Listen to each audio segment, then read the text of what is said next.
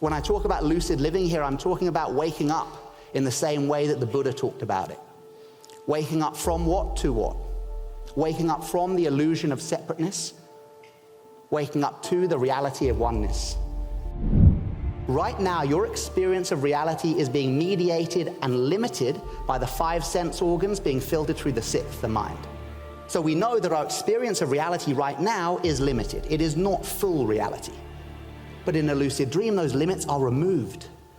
People often say in the lucid dream, wow, I could see every tiny blade of grass in that dream. I could smell everything as I walked through that garden. I could taste everything when I bit into that apple. Why? Because you're not seeing through your eyes in a lucid dream, you're seeing through your mind. You're not tasting through your olfactory senses, you're tasting through your mind. You're not touching through the touch pads, you're touching through your mind. It is an experience of hyper-reality. And this is why when we engage healing, trauma integration, or work with phobias in the lucid dream, the healing is so deep. Because it is such a profound reality into which we're engaging that healing. In a lucid dream, you are conscious within the unconscious. Conscious within the unconscious. Now, if that sounds a little bit like hypnotherapy, it should. And if I only had 30 seconds left with you, if I had the elevator pitch to give, I would say this. Anything you can treat through hypnotherapy, you can also treat through lucid dreaming.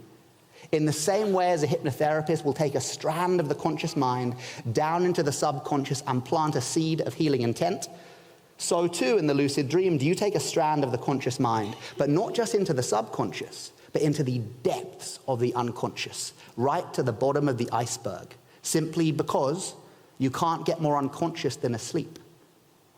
So the depth to which you go in a lucid dream is far deeper than any other modality. It does not mean that things like hypnotherapy, shamanic journey, and yoga nidra, psychedelics, dance work aren't great. They're brilliant and way more accessible than lucid dreaming. Lucid dreaming takes a bit of effort.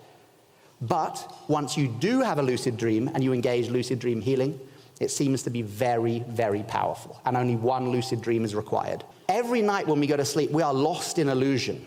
We have a very strong habit of believing our internally generated hallucinations to be real. When you start lucid dreaming, you engage a powerful deconditioning process that says, no more am I duped by the illusory hallucinations of my mind.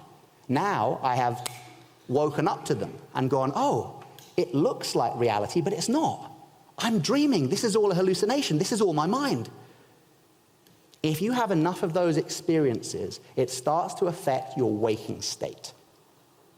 If you have enough lucid dreams, you start to become lucid in the waking state.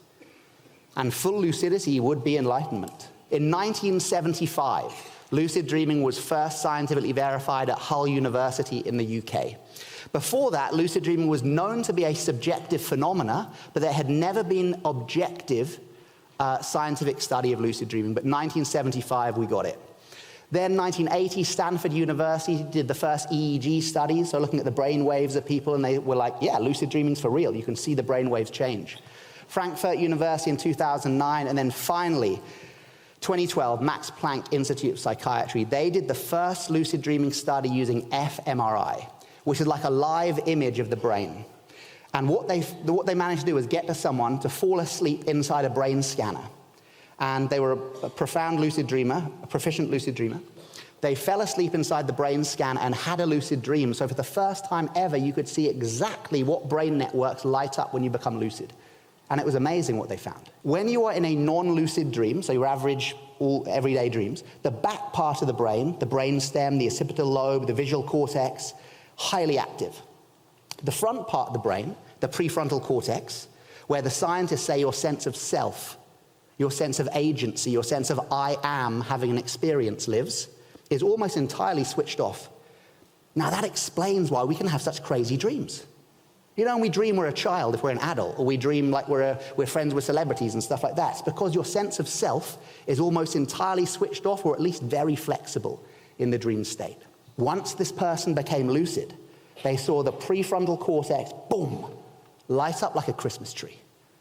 And they said, well, that makes complete sense, because now the person knows that they are dreaming. Their sense of self is back online. Their sense of volition, their sense of agency is back online. So that was the first amazing finding they found. But the real kicker was this: neuroplasticity. Neuroplasticity describes the phenomena of the brain that can rewire itself in favor of a newly learnt skill or repeated action. The classic thing from Joe Dispenza is neurons that fire together, wire together, right? So the more you use certain brain networks, the deeper the grooves become in the gray and white matter of the brain, and the easier it is then to engage that practice and to learn. It's like the kind of neurobiological basis of learning and habit, the physical neurology of your brain. If you have a non-lucid dream that you're practicing your martial arts all night, the next day you might wake up and feel, oh, I really want to practice martial arts because I dreamt about it all night.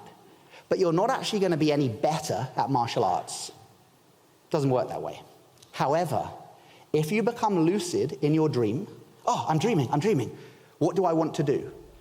I'm going to practice my martial arts. And then you spend the lucid dream practicing your martial arts. Scientific studies have shown you will get better at your martial arts in the waking state. The next day they can test you and you will have improved.